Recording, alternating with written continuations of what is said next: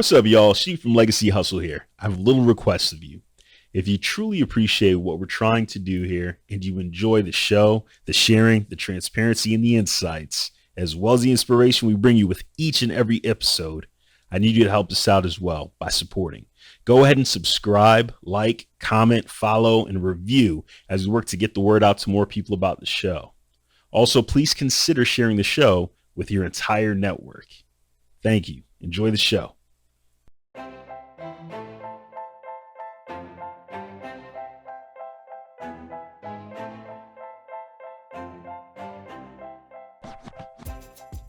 Welcome. This is Legacy Hustle, a show about everyday people from the Black diaspora who decided to build something that impacts the generations that precede them, the generations that will follow them, or a specific targeted community.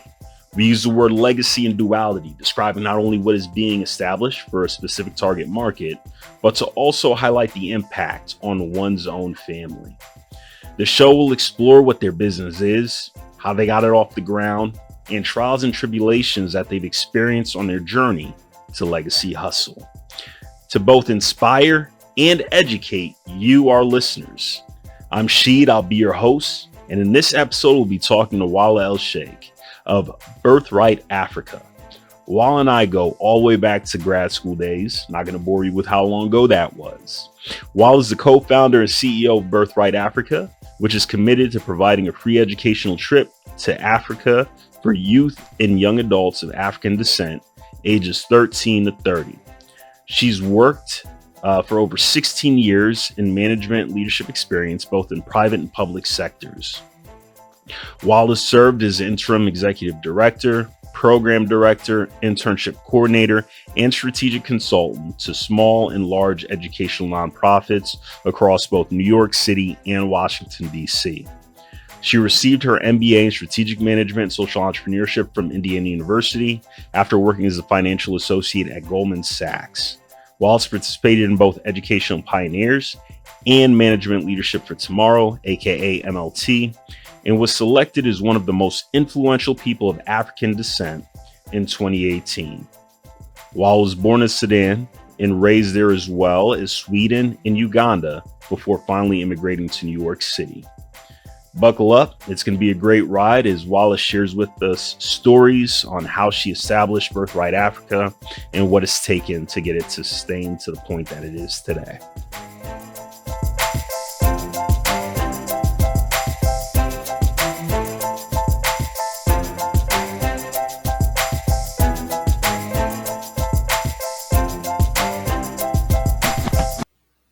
All right, Walla, thank you so much for joining us here at Legacy Hustle today. Really interested in learning more about Birthright AFRICA and the mission that you and your team are setting out to do and impact all the amazing youth across the states. And so really wanted to give you the floor at this point to tell us a little bit about Birthright AFRICA. What is it? Thank you, first of all, for having me.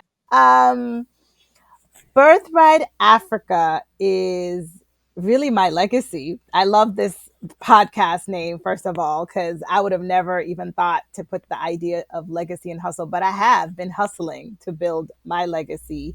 It is the culmination of, my education and career in terms of what I was pursuing to impact. And I'm so glad to be able to share that story.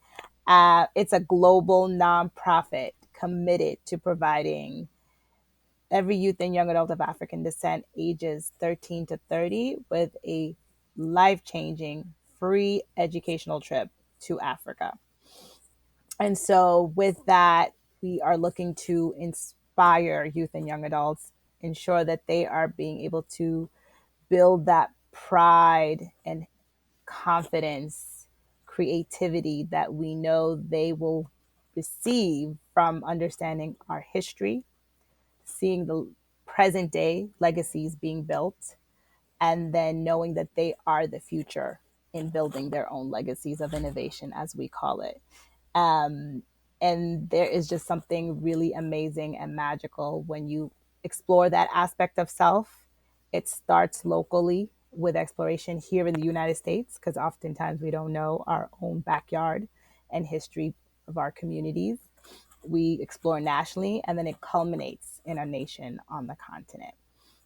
And so it's really exciting to be able to make this type of transformational impact, which we've seen in our alumni. And, so many of them have told us directly in so many ways, which I'm really happy to share with you guys and ensure that anyone that is of African descent and even beyond can be a part of this amazing mission.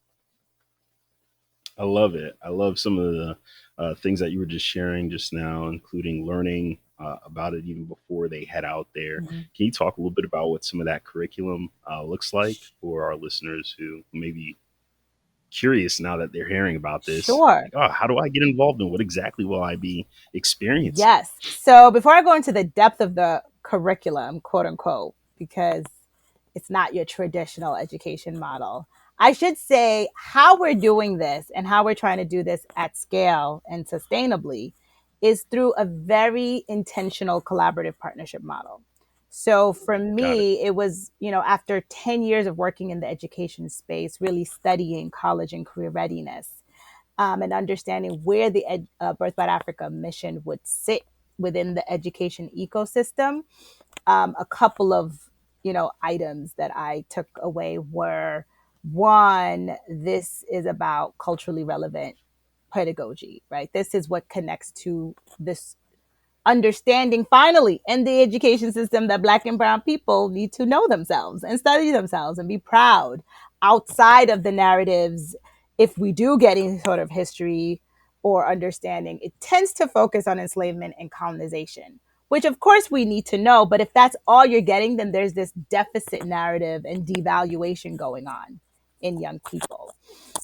And Facts, so, facts. It takes away from the greatness that you truly should be latching on to if you're only focused on exactly. the trauma and the tribulations of the Exactly. We past. draw Love it. from those narratives to find resilience. That's the asset based narrative. However, um, there's so much more than that, right? It's about understanding this greater history, and to your point, the greatness. We literally, like, our tagline is discover roots, uncover greatness, because there's so much we don't understand that we've helped build and create and contribute. And so to do this at scale, I also learned from some of the larger nonprofits, it's about partnering with the school systems, the community-based organizations. So we are essentially asking high schools, colleges, and community-based organizations, and we started to go into the corporate partner route, to build out their own birthright programs with the support of our technical expertise and some co-funding if you're an education partner. The corporate partners, we know you got the money, so we hustling. Hope you're listening out there We to all our corporate partners. You can fully sponsor the birthright program for employees of age eligibility, obviously African descent. With our education Yep. partners, we know budgets are tight. We know that there's support needed on the funding side. And then in collaboration with us on the technical side, understanding what this curriculum needs to look like, we are imagining birthright programs all over the United States and eventually all over the world, because Black people are everywhere. The diaspora is on every continent except Antarctica, but nobody lives in Antarctica, even in Australia. So that is how we can do this at scale. And I learned this after 10, like within my 10 years of studying the space of education. So that is one of my big takeaways for people as they think about building and hustling for their legacy. And yeah, to your point, so what I also discovered working specifically with the high school age is that these kids don't want to be in the building. Anytime there was a field trip, it was like, yay, we going outside. Da, da, da, da. I was like, this is amazing. The whole Birthright program is not about the classroom. It's about going into your community, going to these cultural sites, these museums, um, going to the places of business where you can see the leaders and entrepreneurs of African descent that look like you, that speak like you, that have had similar stories to you, because that's also the inspiration. To see someone just 5, 10, 15 years older than you doing something incredible. I'm talking about like your vice presidents, high level, corporate folks, your vice president at HBO, the young tech entrepreneur who never even saw themselves in the tech space and now is running this multi-million-dollar enterprise. And so it really opens the possibilities for yourself. And these are different examples, the tech Mm-hmm. person, the HBO VP, who've engaged with some of your prior cohorts that have gone through the Yeah, program. so we intentionally have you come and speak to them. So we create these innovation panels because essentially, our mission is that you explore cultural roots and legacy of innovation. These two core components. So you get a lot of the culture piece from the museums, the cultural sites, university professors who can tell us the histories that we've lived through. But then where do you get to see the innovative side of us? Where are we going into the future so that you as a young person feel inspired to open up and really create these limitless possibilities? I'll never forget one of our young women felt that, not, only from building this network that now that they're understanding is part of who they can be a part of, is going to the Cape Coast dungeons and seeing what our ancestors went through just to survive, to get to live out and have their descendants, which are us, still out here living the wildest dreams. It made her realize the limitless possibilities she has, because if that's what they went through, I can basically go through anything. And so that's the idea, that you start here locally, nationally, in your own country, and then it culminates on the continent and you see the same kind of histories and futures, and you get to connect the dots between the two. And I love it. And so I'm assuming on both parts of mhm, it, right here and then over there back on the mother continent, there's the cultural element and the legacy of innovation you've spoken about. And you explore both of those things in both places, yes, right? absolutely. I absolutely love that. And then going back to something you said before, being able to discover roots and uncover Hmm. greatness, I absolutely love that tagline Thank and what you. it stands for and what it means. As you take a step back and you think about sort of the genesis and the driver and the passions behind why you would even create something like this Hmm. and put all the energy that you have into it, can you share with our listeners so that they can appreciate that journey you personally went on? Yeah. So it's funny. I had no intention to be an entrepreneur. Let me just make that statement first. I had studied finance undergrad, entered right after college on Wall Street, working for one of the top investment banks, and arguably was fulfilling this American dream. And I say American dream specifically too, because as a continental African of Sudanese heritage, I was brought here. We were immigrated by my dad, who sought refuge after being ousted from the government work he was doing as a diplomat. I had grown up all over the world.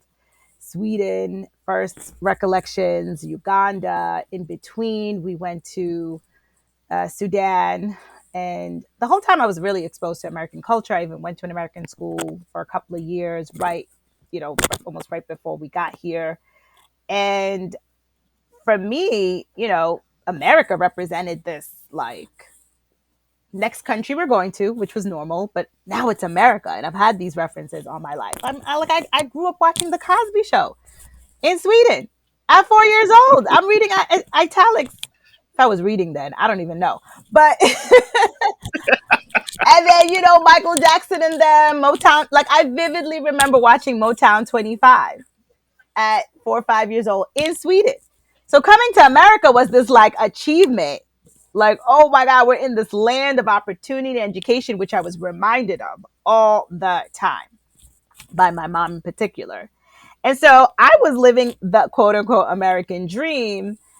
And, I come to start realizing, okay, there's some disparities. Like, why am I the only one or two people in my classroom that's Black in these honors programs or what have you? Why, are these constant negative stories about even Africa, like in the news? Like, everything is this war, poverty, disease. I know differently. Um, but I had no idea about the roots of racism and the depth of it, even on a global level, but particularly in America, because I wasn't taught. Literally, I remember in 11th grade sitting there learning about the Civil War, and this woman, of course, a white woman, talking to us about the fact that the Civil War was not fought for because of slavery, that it was about states' rights. I remember just being very confused. I was like, something about that doesn't sound quite right, but I don't know what exactly is off. I have now since come to find out it's one and the same. Sure, they were fighting about states' rights, but one of the main states' rights they wanted was to maintain slavery. So semantics, right? But it was this idea that the narrative was being sugar coated to downplay. And we're seeing how that has played out now in these last few years. But think about me as a Black immigrant child, literally with no true Black consciousness. America, this real idealistic place, it saved my family, literally. And I had no intention to go back to the continent. It was a place to also get away from, even if I knew that wasn't all that it was in terms of war, poverty, disease, but it was like America was really what was the aspiration. And I now talk about having I had white aspirations, because what I also didn't realize was once I got into the corporate environment, I was going to experience what I now know are called microaggressions. I had no idea what it meant when the white girls weren't inviting me to go into lunch with them. I didn't know that I was internalizing that. It's very clear I'm like one of a few Black people, so I'm not trying to make no mistakes. Because not only do I want it to look bad on me, I don't want it to look bad on the rest of us. You carry this group mentality because you kind of realize you're not individualized, which is part of right. When you're one of few, it almost takes on this burden that you which is part of this system of racism. Culture. And so all of that's happening, and I'm reconciling. I mean, I literally had a friend, because she realized how I was in this idealistic utopia of America. One day we were talking, and she's Congolese American. So she was like, Walla, do you know what happened to Black people in America? I'm like 22, 23. Like, I should know, right? But I wasn't taught the history, not at school, not by parents who themselves as immigrants could not have taught me. And I just didn't have enough Black American friends, honestly, at the time. A lot of us in New York City, I grew up in New York City, are very immigrant conscious first.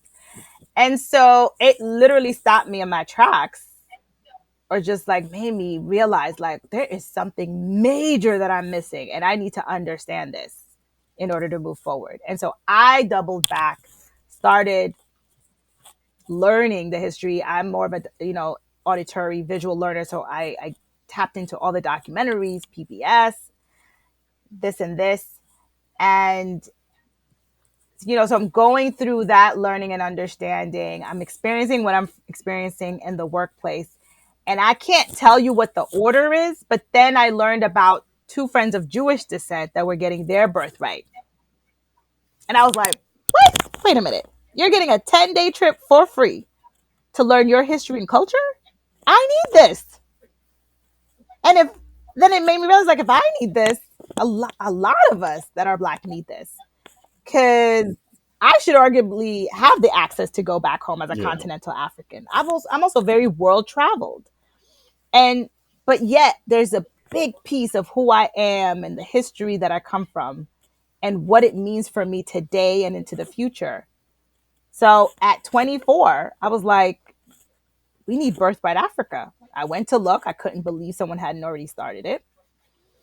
And I took the risk, because nowadays, you got to get the website right away. If there is any one thing I would tell someone who is on their legacy hustle, The second, the minute, don't let a day go by. Because this was 2004. I risked it by waiting till 2007 to register my website. Can you imagine? 3 years. I didn't register with that. So I'm glad you're talking also about just the journey itself, Mm-hmm. right? Because even though you had this idea way back Mm-hmm. then, you didn't actually really launch it, Mm-hmm. right? At that point in time, you were still thinking about it, still ideating over it. So as you continue bringing us on the journey of how it came to Yep. life, I would love for you to share, okay, at what point did you walk away from the working world and completely lean into that? That's so funny. Um, so at 24, I'm like, I need to start Birthright Africa. This is such a big idea. This is so big. And I'm not in the culture space. I'm not in the education. Like I said, I didn't plan to be an entrepreneur. I didn't plan to leave the finance industry. I thought I was going to be there 20, 30 years.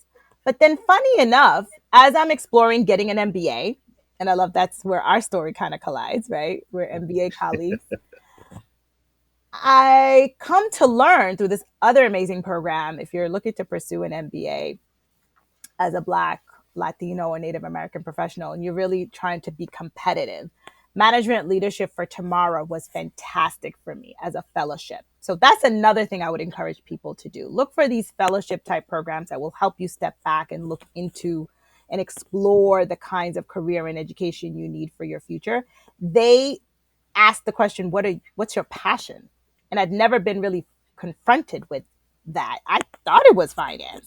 But I started realizing, and like, I don't want to be on Excel every day. I'm really a people person.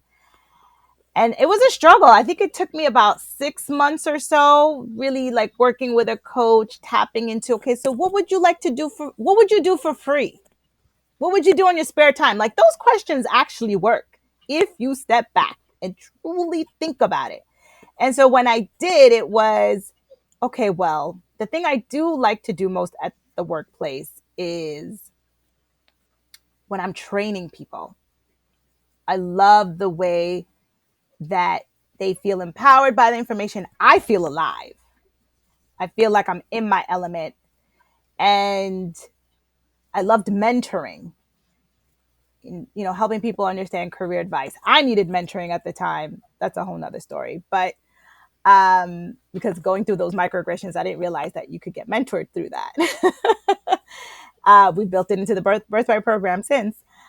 And I loved working with the high school age. So then I kind of put it all together. Okay, training, empowering people with information. I like working with high school. I like education. Education. And when I tell you the peace that came over me, I literally felt this energetic peace. It was like discovering who I am. And at that point, Birthright Africa was already something I had been thinking of doing. And so then I was like, oh, this makes sense because Birthright Africa is going to be an educational mission. This is what I can now go into business school very clear to understand the skills and the networks and the knowledge I need to become the founder and CEO and tap into entrepreneurship as part of my MBA. That was I love it. I that was love it. So huge shout outs to MLT because I have a lot of friends who've gone through the program. But it sounds like what that journey did for you was caused a lot of introspection. mm-hmm, And even though you had this as an idea before, it probably was sitting in that idea phase until you went through this process with this coach and really talked through what you all are passionate about. You highlighted the training, the mentoring, looking out for the generations coming up behind us. mm-hmm. And so that led to you saying, I'm going to make this a reality. This is going to be my focus in business school. And then you really went it after it. Yeah. And I knew I was going to leave the finance sector and go into the education sector. And it didn't Love it. matter the type of job. Of course, I wanted to have some full time work for some stability, but I was open to consulting. I thought I was going to consult Right. maybe after 5 years of working in education full time, but it so happened to happen within the first year. I went into a full time job that wasn't the right fit ultimately. And then within 2 weeks, because of the network, and shout out to another fellowship program that I did, Education Pioneers, which I was able to do between my first and second year of business school because I had known I was going to do education. And that was the fellowship that was going to bring me into the sector after business school and be able to give me the network that I needed. And so within 2 weeks of transitioning out of a full-time job, I was able to get a consulting gig, all in the sort of HR talent space. Wasn't fully aligned yet, but I was like, okay, let me keep exploring. I'm learning about this sector, generally speaking. The next job after that was working with Education Pioneers itself, also as a consultant. Then after that was the job that really gave me the bird's eye 30,000 foot view of this college career readiness space, which I had honed in on because I knew the age range I was looking to impact with Birthright was in that 13 to 30. In what year are we talking about Okay. as we are thinking about the evolution? So I graduate business school in 2010. Yep. I then entered the education space. I consulted after working full time for a few months. I consulted for about 2-3 years. Then I entered a full time job as a director of education strategy. Strategic management was my focus in business school. This is education. I wanted to be at a manager director level. I got to go around the country to conferences and understand this landscape and what the 21st century skills we were looking to prepare young people with. I did for that about 3 years. Then we get to about 2015 and then the itch. I'm like, okay, I know enough now to get started. I had put some things down on paper. I'm like, it is time to incorporate. Let's incorporate 2015. I'm not financially ready yet to go full time on Birthright, but let me do it on the side. So my side hustle began, but with the whole intention of it being my legacy the whole time. So that's why I love the name of your podcast. I'm like, you just helped me name what I was doing the whole time. I was legacy hustling. Right. Right. Yeah. Because, when I hear side hustle, that makes me itch a little bit. Right. Because, again, what you're talking about is truly establishing a legacy. And even though it was something that you were doing outside of, that main 9 to 5 that you may have had, I don't consider it a side thing because you've been thinking about this for how many years? You've been committing your energies, even while you were working your day job, in terms of, okay, what can I learn from this to now apply to Birthright Africa, right? Perfectly. So you were committing just as many hours, if not more, to that mission. And so that's why I'm really big about saying the legacy. As a matter of fact, I wouldn't take the job. I wouldn't even consider it, whether, and I was open again to part-time, full-time consulting. It had to make sense for the Birthright journey. How is this informing me? How is this building my network, my knowledge or skills? Literally, that was the measure to then be the co-founder and CEO of Birthright. I had to build that confidence in me first.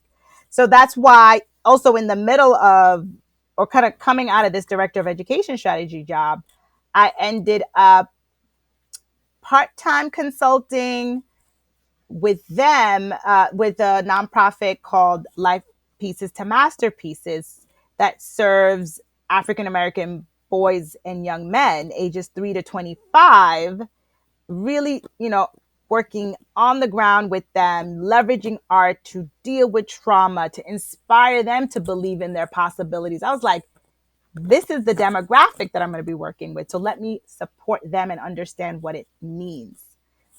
Super eye-opening there. And I was in DC at the time, by the way. I also made a very intentional move from DC coming out of Indiana University. Shout out to Indiana University. We got to Kelly School of Business, where Rashid and I know each other. Way back and they really allowed me the freedom to pursue, I was a non-traditional MBA because most of y'all were going to corporate. And it literally was confusing for people. At the time in 2010, this whole social entrepreneurship, corporate social responsibility was just starting to really make its headway. So people were like, I'm not even going front. I was like, wait, so you want to do what? Oh, you were one of those? You were one of them? Yeah. But I loved what you were saying, though. You know what I'm saying? So as much as I was like, so you came to business school to learn that. Okay. But it all clicks now, to your point, right? The landscape has continued to transform and change where social entrepreneurship now is a very wide open sort of field, If and a lot of people are diving if into it you head don't first. have it, you're going to actually lose talent, because a lot of this younger generation, kudos to them, if they don't feel like you as a corporation are making an impact, you're not somewhere they want to work. Yeah, I was saying facts. that I had moved to DC because that was also very intentional. I knew the landscape of education that was very innovative and forward thinking, because they were one of the first states to embrace the charter school movement, right? And that was meant to drive innovation in the education sector. They also at the time had a very should we say controversial DC chancellor, but it all made for great learning, great networking, and for me to step out of my comfort zone of New York City, which, by the way, I never thought I was going to leave. Not just not leave America, I never thought I was going to leave New York. So the fact that I got exposed enough through MLT to take the courageous step to go to Indiana for business school, which I then realized, oh, that's the benefit. I don't have to be distracted by family, friends in a big city. I could really hone in on that business school experience. That gave me the courage to then move to a whole nother city because I knew it would align well with my career.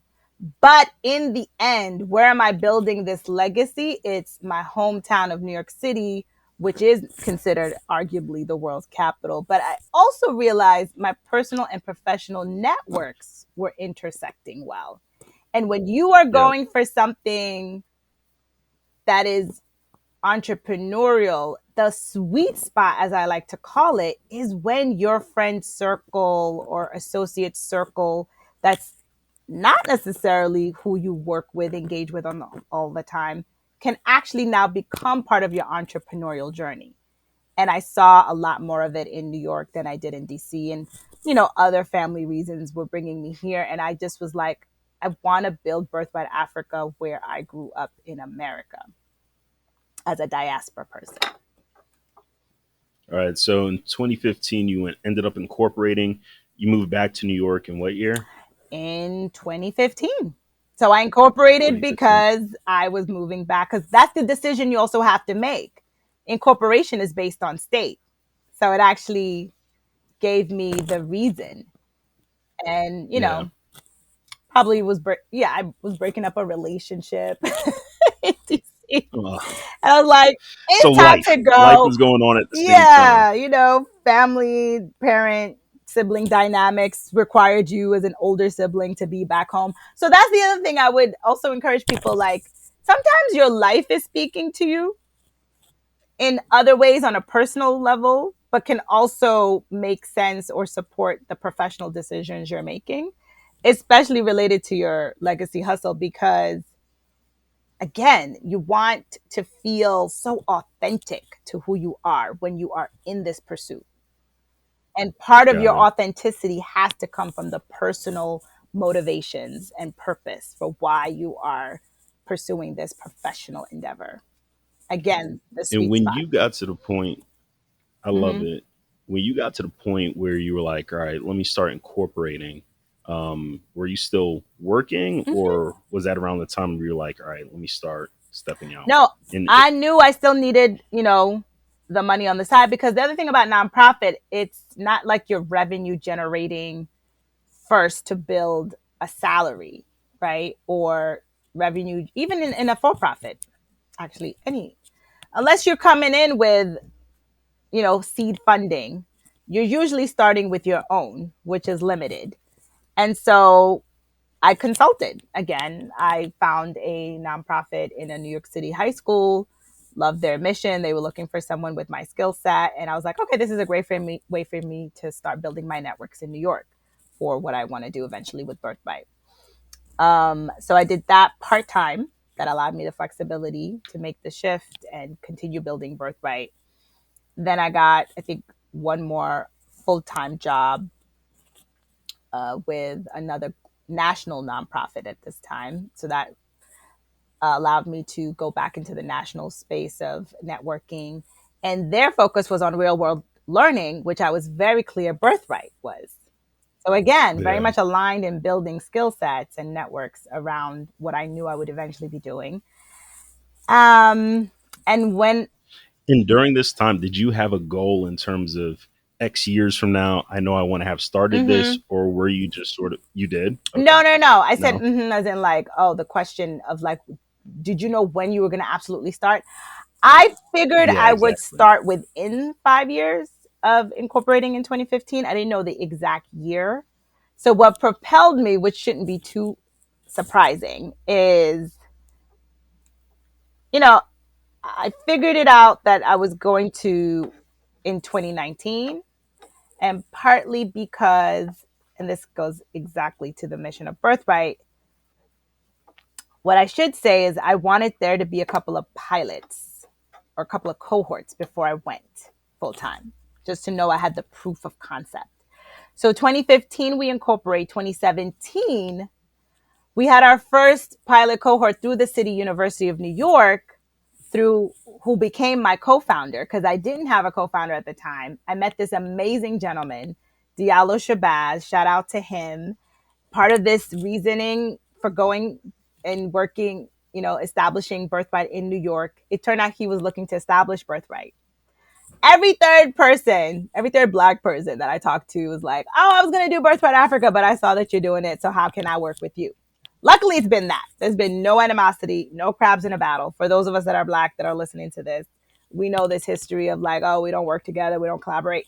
That is BS to me. And especially at this point, I feel like if you find yourself in those circles, I hope they are the minority, because you need to run. Most of us are not in that mentality. And so Yeah. he called me up one day and I was like, you're the kind of person I've been waiting for to call me. And we just hit it And what off. was it about Diallo that made you feel that way? Why was he the sort of person you were waiting to call for him to Sure. call you? So for one, he was working at 100 Black Men. Shout out to them, the New York chapter. And so I knew I wanted to be this like national Black organization that would recognize that this is necessary. And then right away, I kind of let him know, because, when you hear someone say, I was thinking about doing this, you want to let them know, come on and join me in whatever capacity. And so I was like, this is such a big idea, bigger than me. This is not about an ego. This is a collaborative model that I'm looking to build. So right away, he was like, okay, great. I want to talk. I want to support you. I want to have you come in and work out of our 100 Black Men office, anything you need. So it was just like this openness to support. And I was like, oh, great. Because, after a while, working from home becomes a little tiring. You need that place where you can get a break. I think we're all Yeah. learning that as teleworkers now. I used to have to deal with that Yes, we way are. before. And he brought the relationship. He ended up being the one that brought the City University of New York relationship, which is a very credible partner to have as your first. And so they piloted 2017. We locally explored in New York, nationally explored in Ghana. In DC, and then globally. I can't even get my local, national, global in Ghana, and it went so well. We funded the first one. I should say I funded the first one. So, and this will probably be news to most people. I wasn't really like trying to put it out there, but No, no, no. And I think being able to just be yeah. transparent and share that with the listeners and help them understand that, hey, for a lot of these ventures, especially in the Mm-hmm. beginning, um, money's not going to be coming out of Yeah, everywhere. So you're going to have to somehow figure out, how do you get these coins together to help bring your vision to life. And so exactly. you spoke about in the beginning, that transition from December 2018, when you made the decision to say, yes, it's going to happen. And Jan 1, you stepped in and that was your sole focus in terms of, I'm the CEO. This is what I'm going to Mm-hmm. give a lot of my time and attention to. And this is the main focus for me, Mm-hmm. right? How did you start going about um, uh, kind of collecting donations, and how did you determine how you were going to disperse your donations, et cetera, right? So your financial model, how does that work?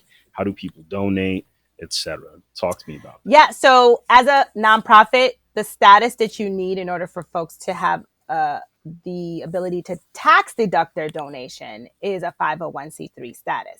Now, people can donate to you before then. It's just they can't take it off their taxes Write it until off. you get the 501c3.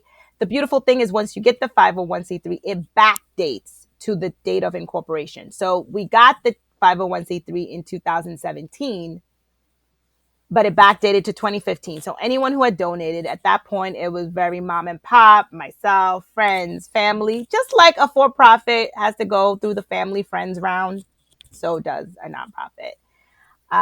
Start building an executive board. An executive board are members of the community, people in position of in their professional career, but also financially able to commit to either raising funds or giving the funds if they can't raise them. And we had like a 5,000 commitment at the time.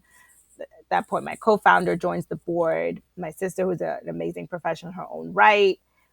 Each year we're adding new members. Then we have this, fuller board that can also leverage their networks. You start looking at grant opportunities, getting a development consultant to help you think through where are the avenues of funding from the corporate and foundation world. Building those relationships, we ended up getting an HBO sponsorship for the 2019 year that gave us the ability to co-fund at the 50% with one of our partners. And that's the idea. We look to seek the funding to co-fund. And I started building the relationship, I believe, in 2018 with a foundation that eventually during 2020 with the Black Lives Matter resurgence, we were slated to come and, present and showcase our mission. But we'd done such a good job initially with our application that we got the 2-year funding grant. And that's helped really carry us and give me finally the comparable salary, if you will, to sustain this now as a full-time job. So it's been a lot of hustling of Yeah. just being passionate, committed, building also a brand, understanding that even as a nonprofit, and that was actually my biggest takeaway in business school, Rashid. I wasn't going in like Yeah. most of our classmates to do marketing. And I get now why so many people do in business school, because what you realize is if you don't have a brand and you don't know how to communicate and market to your targets, once you identify them, because that's number one, then how do you communicate a message? And for us as nonprofits, it's a combination. It's the young people that need this opportunity. The demand is there, though. We have over 25,000 young people registered. Oh, And wow. so, And this is registering on the website to say, I am interested yes, whenever this okay, whenever got it. you have a traveling program, please refer me. And we have an entire pre-travel virtual uh, program where they can start engaging and doing their own social media to share their interest in Black African culture and heritage. So that's what the pandemic helped us do. Figure out, okay, how do we do this without having to travel? So the other target, obviously, is our donors. And donors fits into segments of individual, corporate, and foundation. So how do you find them, target them through not just your website now, your social media is a tool. We realize LinkedIn is a great tool for our donors that are, corporate and foundation. And no other area of your business matters more than marketing. You can have all the money in the world. You can have the greatest operational efficiencies. You can have a phenomenal strategy. That's the idea. We always talk about the hardest thing is to go from the idea to the implementation. And the implementation piece that is the most critical is your marketing and branding message. Because otherwise, you can't So find these folks that are going to support you. I'm loving some of the things that you're sharing around just the importance of marketing and how critical it is to get the word out about all the different aspects and elements of your Mm-hmm. nonprofit. Maybe connecting with the future Birthright scholars, maybe connecting with the educational Mm-hmm. partners, your community partners, foundational donors, or other donors that are out there. I want to pivot a bit and then we'll come back to talking a little bit more about this later on. I'm just curious, what do you think after sharing, the journey to getting to where you fully stood it up? what's the biggest challenge that you, Walla, had to overcome during this time? Haha. So I'm one of these leaders that thinks that I'm superwoman and that I'm gonna. Ain't nothing wrong with that. Go ahead. We're your No, but king. what's wrong with that is you're meant to, like, you're human still. Like That's you facts. Go ahead. you Talk about it. you have a certain vision and a picture of how things should get done.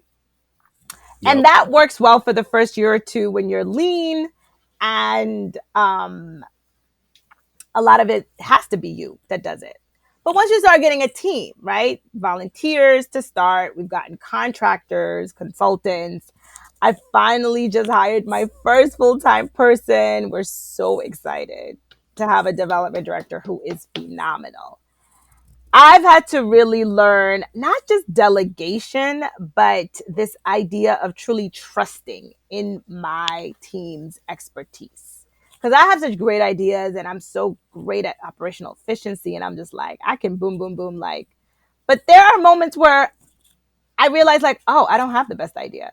I've actually hired you because you actually have the skill and the expertise in this area. So it's been really great. And I've overcome this need to be in everything. And yes, I probably have some managing tendencies. And yes, I'm a recovering control freak from my earlier professional days. And But so, it's very easy to understand why you would have that, right, right? You have this vision, you have this expectation around what you wanted to start and begin. You had this idea exactly, going all the way back to when you were 24, right, right? So there's a certain expectation you've built up in your own mind over time around where you want this to right. be at. So I hear that and I'm like, yeah, it sounds about right though. But I'm continue sorry, my light had sharing. like Sorry. totally faded out. I'm giving it back to you now. It's okay. You're good. Um, Although now you can see all my lines. Damn. So it's been really wonderful to experience, like, oh, I don't have to go to this meeting anymore. I can just kind of give a sense of what the vision is of something, but you go ahead and implement it. And then the kinds of, especially on the brand and marketing side, I can't wait to get a marketing director. The social media management team and our brand ambassador, like, we have people who are dedicating like 1 to 2 hours a week with us because they're just so committed and passionate. And to see their expertise help us not on just on the marketing side but the program side, it's been really beautiful to watch this concept of your baby, right? This is like your child go from not walking to crawling to like starting to stand up, and now it's taking its baby steps, and I would say we're working on running right now. And that's Love it. because I've overcome this need to be in the weeds of everything. And actually, I wouldn't be an effective leader if I was in the weeds of everything. It's not a sign of success. In what was it for you that triggered this, like, okay, I need to fall back a little bit, or I need to work on, just letting go, you This, know how did this come to light, and how did you end up decoupling and enabling those individuals to do what it was you hired them to do? I'm sure this is wrapped up in some failure story. I think any failure story I would give you, and I'm just trying to think of one specifically, was probably around me taking on a task that I should not have, that I could have asked a volunteer, a board member, just someone else to take the lead or to get in the weeds of. But because, hey, I have a vision for it, or I don't want to ask them for their time and they're already so busy.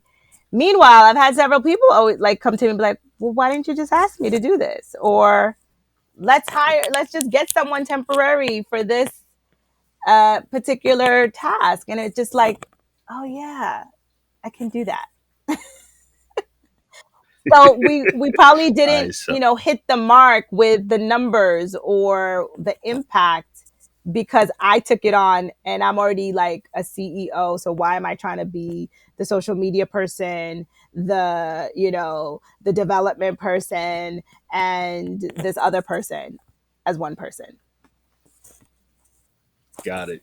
Got it. And it sounds like based on some of the things that you're Mhm. sharing, your momentum in the beginning, when January 1, 2019 hit and you stood in the CEO role, you were basically wrapped with your co-founder and individuals you'd begun to identify as your board Mhm. members, and then a series of volunteers as well, Mhm. right? And that's really the ecosystem you had around you helping to drive this program. So thank you for sort of sharing some of those Yeah. things and walking us through that. As you think about the future of Birthright Africa, and I think you started talking about some of these elements earlier. Um, you were expressing how you wanted to see more birthright scholars across the nation in different places. Talk to us a little bit about what your vision is for the future, because I know right now it's focused in CUNY, and then they go to DC and in Ghana. But what are you thinking about the Oh future no, of we've Birthright had Africa? 6 education partners since CUNY, or they're one of the 6. All right, awesome. And because in 2019, why I went full time was to have multiple cohorts. And what I Yep. also learned is what from those multiple cohorts was the R&D, like that helped shape what the collaborative partnership model is now. I thought Birthright needed to facilitate all the programming. From a capacity standpoint, that would have been difficult. We would have had to look to hire everyone. But then I realized our ed partners had the leaders, educators, community members that also want to facilitate, want to go to Africa, and their costs are covered. So it's like, oh, we get to actually give the birthright to the adults too. It was like this aha light bulb moment, no pun intended, because our logo is a light bulb with Africa in Is a it. light bulb. Innovation. So Love it. that allowed me to see like, oh, we so can do this. This is how Birthright Africa becomes the umbrella organization to a movement that's actually driven at the community level. And we're just helping to build the infrastructure and providing the technical expertise and funding. So the vision, and we have the 5 year to impact 5,000 scholars with the physical travel, but we can impact countless without, with the pre-travel virtual program.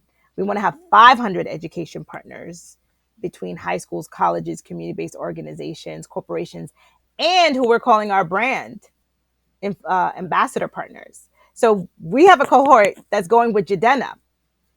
Jadena is one of our executive board members. If you don't know this brother, look him up. Look up his bio. He is phenomenal besides being a global recording artist, blending, Afro beats, rap, hip hop. He's Nigerian American. This brother is a former educator. So can Yeah. you imagine? And if you are thinking right now as you're listening to Walla, is she talking about the classic man individual? Yes, Yes. that's exactly what she's talking Although about. he is But go ahead, so continue. much more beyond that. So much So much more. more. He's so much His more. Yes, I know. 85 to Africa album was like the solidifier. I was like, I can't believe I have access to this person. He sees me as like fam, and he's gonna join the Birthright board. And it just Because your vision is right. dope. And he was someone I envisioned for a year or two before I even knew that I had this access to him. So that's another thing I tell people.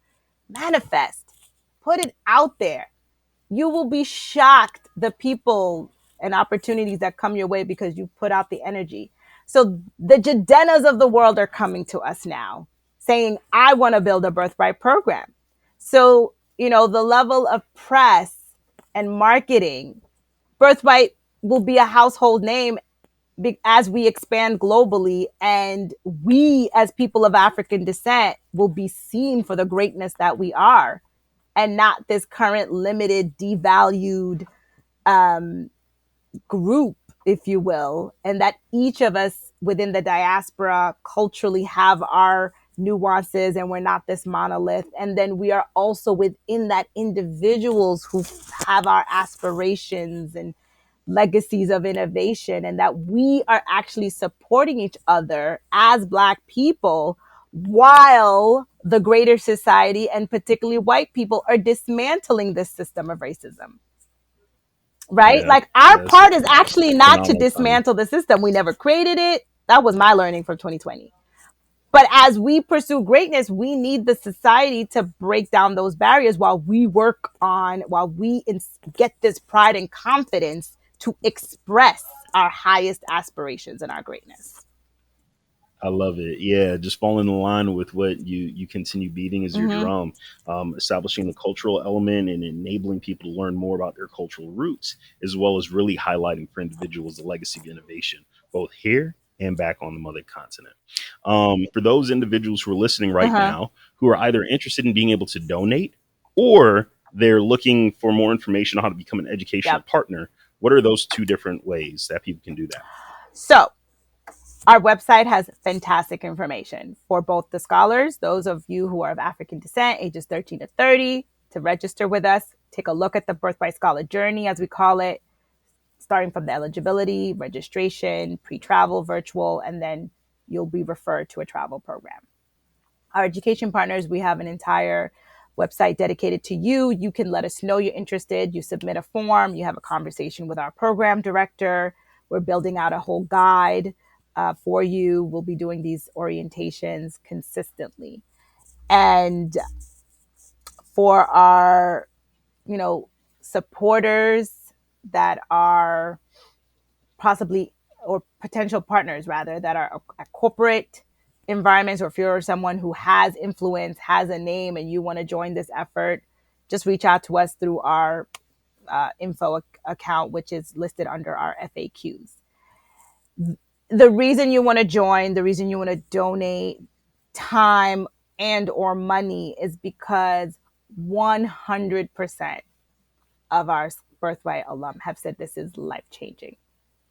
100% want to go back to the motherland on their own, multiple countries. The connection that we make is so real, and we're doing it at scale. We're not the first organization to bring young people to the continent, but we want to build out the possibility for there to be so many more around the world. As an educator, I'm really proud that 98% of youth of the youth and young adults that are now alumni have said they feel like they have more resources, clarity, and belief in themselves. Those are the ingredients that you need to be on your hustle to fulfill this legacy. That's clearly what I now recognize I did over 15 years. And that's what I Run that back one more time for the listeners. What are those three things? resources, be they financial, social capital, right? We now talk about the people, the mentoring, the educational skills, especially networks. I've come to realize that is one of our biggest detriments. If you don't understand what authentic networking is, we just did a session on that with our alumni. It's the ability to just genuinely be yourself, tell your story, and be genuinely interested in someone else's too. And you never know where that takes you. Clarity. I was very clear about who I wanted to be. Now, I was very confused early on. So if you're in the confused state, don't lose hope. I was there. We Most of us were there. Not many of us are born at like 4 or 5 years old talking about I want to be a singer or I want to be X, and like that's what we've known all our lives. Most of us are going to have what I call this quarter life crisis in our mid-20s. Like, what? I don't know who I am. What's my passion, purpose? But sit there and figure it out. We do that for our Birthright scholars. They get exposed not only to the cultural side, but to all these professionals and all these industries. And it just really triggers for them all the possibilities. And probably some of them, their dreams that they didn't feel comfortable sharing because it felt so out of their element. And then the absolute number one thing out of all, because it leads to the rest. Do you know how corny you used to think it was when you were a kid and you'd see all your celebrities win their awards, like at the Grammys and the Oscars, and you're like 10 years old and they're like, just believe in yourself, just believe in yourself. And you're like, huh, okay. I mean, I guess I believe in myself. Like, what's the big deal about that? Like, what is that? Like, of course, does it? It's very real, y'all. It's Half of real. us It's do real. not really believe. It's like we have to see it before we believe it. But you can't, it's hard to build a legacy without believing it before you see it. I had to envision. And it comes up in so many aspects of life, right? Especially as a black Yeah. person, right? So I think about, just personal story, I've been talking about this podcast for how many Right. years, and I've just had so much personal doubt about it. When I think about my corporate America walk, Mm-hmm. right? There's so many times during that journey where I just had imposter syndrome Mm-hmm. for whatever reason, Mm-hmm. right? And so what you're saying resonates. It definitely And does. then the statistic that I finally got wind of, I'll say, we weren't asking it for the first couple of years. In 2019, I facilitated one of the cohorts, and I kept hearing, some of the older scholars in the group talk about, America is just a choice to live in, or like I could see myself living here or working with this person or here. And I'm like, wait, I'm hearing this too much. So then we asked, how many of you would you consider living or working on the continent? 92%, including high schoolers. That was one I was not expecting. So when I Right. talk about a lasting impact and connection to a heritage that you did not even think you could get to possibly in your lifetime being made, that could totally change your perceptions for your future, that's what you're supporting. And you can go to our website. We have a donate menu there. In the website, if you hadn't already Mm-hmm. had it at your fingertips in the story comments here, it's birthrightatafrica.org. Yes. You can even text to donate. As an education partner, you actually are also supporting the fundraising element because you're coming in with the 50%. If you're a corporation or a foundation looking to impact youth and young adults of African descent, and particularly look to build them as global leaders and entrepreneurs that are proud, confident, and connected, then look no further. Like, we are literally the engine, both here in the US and building out a diaspora to work globally. Okay.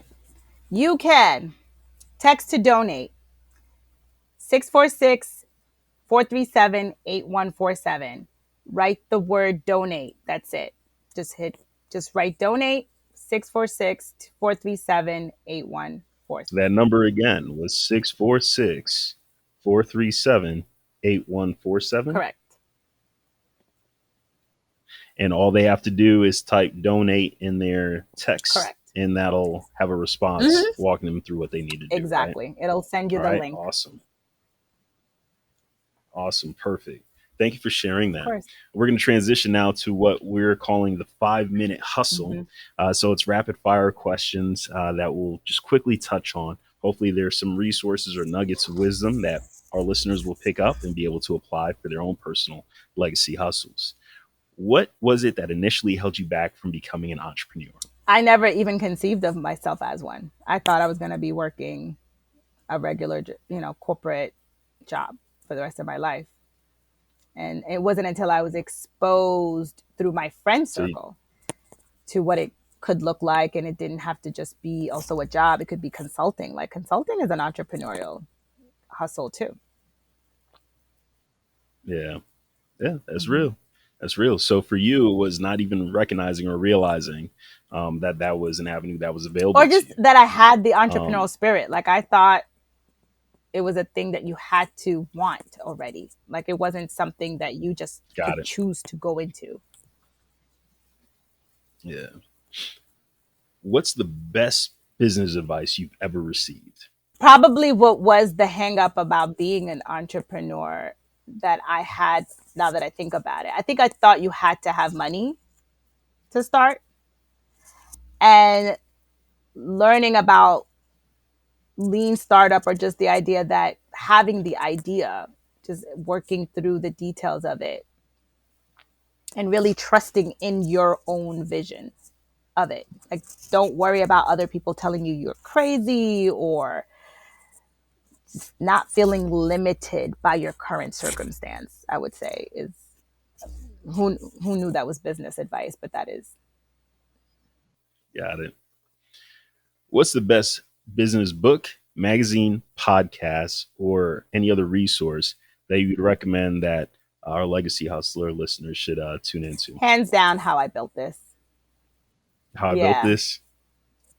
It's Love I that just I podcast. love how they really get into the story of it, and it's not sugar coated, and it's technical advice, but it's also this like true sense of what the entrepreneurial journey will feel like and all the failures along the way. It makes Yeah, you feel like, if you really found out what you were passionate about, what you want to do, that you could do it too. It gives you this feeling like anyone could come from their whatever circumstance, which again goes back to the the business advice that I loved. love Mm-hmm.